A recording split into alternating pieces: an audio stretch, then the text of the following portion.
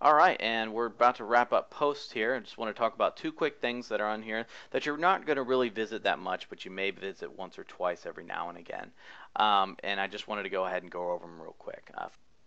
The first one is tags, and the second one will be categories. We'll go over that in a second. The tags are basically those one-word keywords that you're going to associate with each of your posts. If you wanted to go ahead and if you wanted to just add them right here or be able to edit them here, you're going to go to this tag section.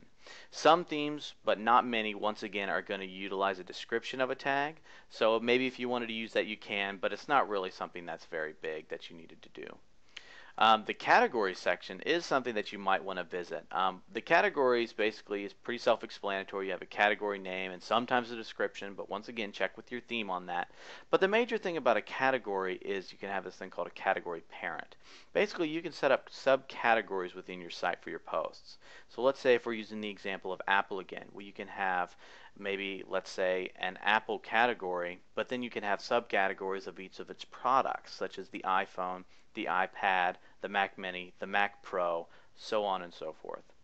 And then within each of those, let's say that you have your iPhone, you can have maybe the App Store, or maybe iPhone Generation 1, or new features, or gossip, or latest news, rumors. So you can kind of nest them upon each other and have a much more structured setup of your blog. So that pretty much does it for categories.